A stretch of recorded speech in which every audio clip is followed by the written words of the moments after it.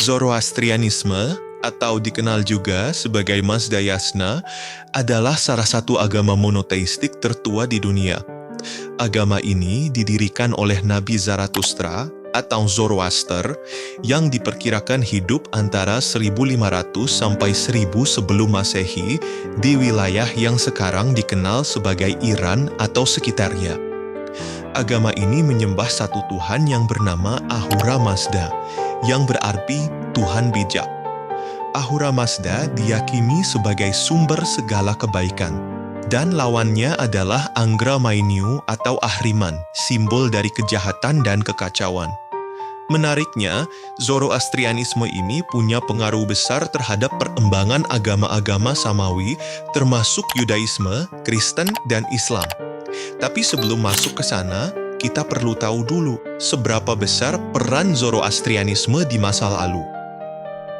Sebelum Islam menyebar di Timur Tengah, kerajaan Persia seperti dinasti Achaemenid dan dinasti Sasanid menjadikan Zoroastrianisme sebagai agama resmi.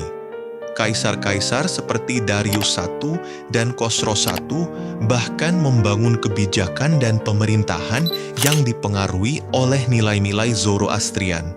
Dari sini kita mulai bisa paham bahwa Zoroastrianisme bukan sekadar agama kuno, tapi juga fondasi kebudayaan dan pemikiran besar di wilayah Timur Tengah, yang nantinya akan bersentuhan dengan agama Islam.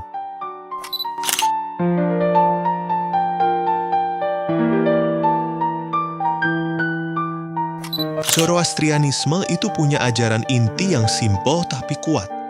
Intinya bisa dirangkum dalam 3 kata: good thoughts, good words, good deeds, atau dalam bahasa Persia, Humata Kukta Havarshta. Tuhan yang Esa. Zoroastrianisme percaya hanya ada satu Tuhan. Dia bukan cuma pencipta alam semesta, tapi juga perwujudan dari kebijaksanaan, kebenaran, dan terang. Menariknya, konsep Tuhan ini tidak jauh beda dari konsep Tauhid dalam Islam, yaitu keyakinan kepada satu Tuhan yang maha sempurna. Pertarungan antara kebaikan dan kejahatan Zoroastrianisme menggambarkan dunia ini sebagai medan pertempuran antara roh kebaikan dan roh kejahatan.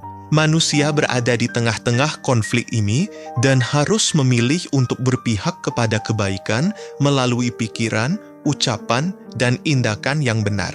Api sebagai simbol suci. Dalam tradisi mereka, api adalah simbol dari cahaya dan kebenaran. Bukan berarti mereka menyembah api, tapi api digunakan dalam ritual dan tempat ibadah sebagai simbol kehadiran Ahura Mazda.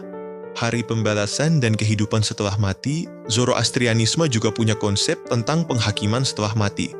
Setelah meninggal, jiwa manusia akan menyeberangi jembatan Chinfat, seperti jembatan Sirotol Mustaqim dalam agama Islam.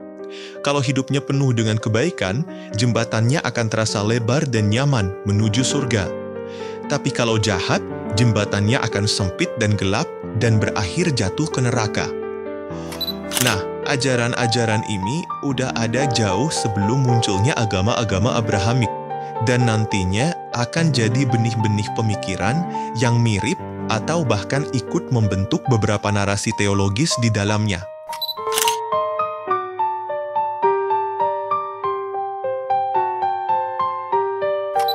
Jadi begini, Zoroastrianisme adalah agama utama di Kekaisaran Sasanid, yang merupakan kekuatan besar di Timur Tengah sebelum munculnya Islam. Tapi semua berubah ketika pasukan Muslim Arab menaklukkan Persia di abad ke-7 Masehi, tepatnya sekitar tahun 651 Masehi, setelah wafatnya Nabi Muhammad. Penaklukan Persia oleh Islam, penaklukan ini bukan hanya soal politik dan militer, tapi juga membawa pengaruh budaya dan agama yang besar. Sebagian besar wilayah Persia kemudian menjadi bagian dari kekhalifahan Rashidun, dan banyak orang Persia secara bertahap memeluk Islam. Tapi menariknya, umat Zoroaster tidak langsung dihapus atau dipaksa pindah agama. Mereka digolongkan sebagai ahli kitab oleh sebagian ulama, meskipun ini masih jadi perdebatan, dan diberikan status gzimmi, artinya mereka dilindungi tapi harus membayar jizyah, pajak khusus non-muslim. Pengaruh saling tukar budaya meskipun secara perlahan jumlah penganut Zoroaster menurun, budaya Persia dan nilai-nilai Zoroastrianisme banyak menyatu dalam peradaban Islam awal, terutama dalam hal epika, tata pemerintahan, bahkan sastra. Contohnya, konsep surga dan neraka, penghakiman hari akhir, dan malaikat yang meskipun ada dalam ajaran Islam sejak awal, memiliki paralel yang sangat mirip dengan ajaran Zoroaster. Tradisi administratif dan kebijakan pemerintahan yang diterapkan oleh kekhalifahan Umayyah dan Abbasiyah banyak mengambil model dari sistem Sasanid. Setelah penaklukan Arab, penganut Zoroaster perlahan-lahan makin sedikit. Sebagian dari mereka melarikan diri ke India dan kemudian dikenal sebagai kaum Parsi. Sampai hari ini, komunitas Zoroaster masih ada meskipun sangat kecil jumlahnya, terutama di Iran dan India.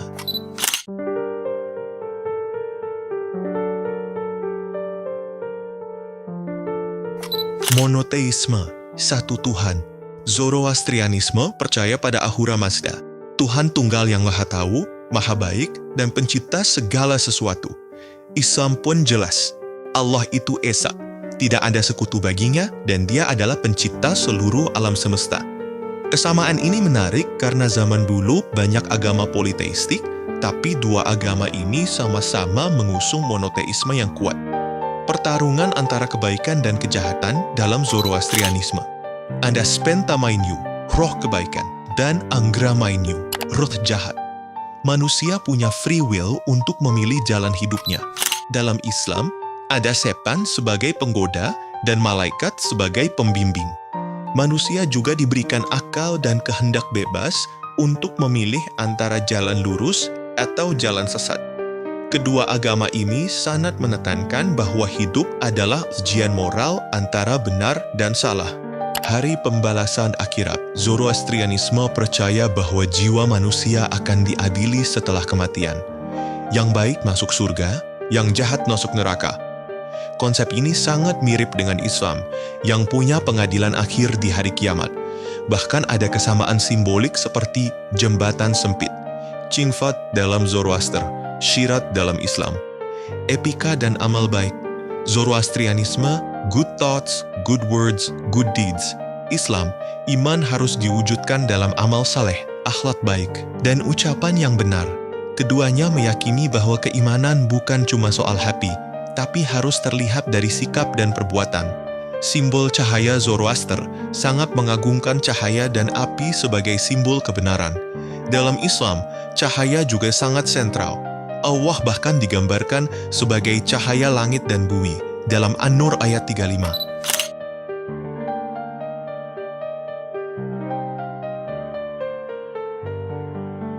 Jawabannya simpel. Memahami kesamaan dan sejarah bersama bisa jadi kunci untuk saling menghormati dan hidup berdampingan. Mengenali jejak yang sama, Zoroastrianisme dan Islam mungkin berasal dari konteks yang berbeda, tapi ada banyak nilai yang saling bersinggungan, mulai dari ajaran moral, etika hidup, sampai pandangan soal akhirat. Dengan memahami bahwa ada benang merah antar agama, kita jadi lebih terbuka untuk menghargai keberagaman, menghargai warisan peradaban. Banyak pencapaian ilmiah, sastra, dan budaya Islam di masa awal justru dibangun di atas fondasi peradaban Persia yang syarat pengaruh Zoroaster. Kita belajar bahwa kebesaran sebuah peradaban seringkali lahir dari proses tukar pikiran dan kolaborasi lintas keyakinan. Bukan berarti mencampur adukan ajaran, tapi justru belajar menghargai kontribusi satu sama lain. Relevansi di tengah polarisasi. Di zaman sekarang, isu agama seringkali dipakai untuk memecah belah. Padahal, kalau kita telusuri sejarahnya, banyak sekali nilai kemanusiaan universal yang dianut bersama.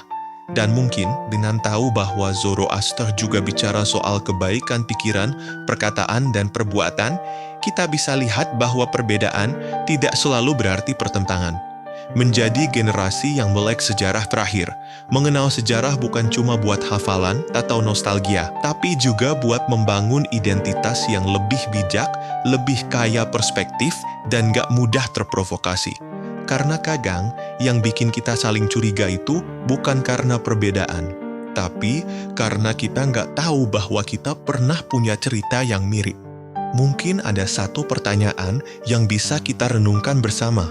Dengan banyaknya kemiripan nilai antara Zoroastrianisme dan Islam, mungkinkah agama ini dulunya berasal dari ajaran seorang Nabi Allah yang namanya tidak kita kenal?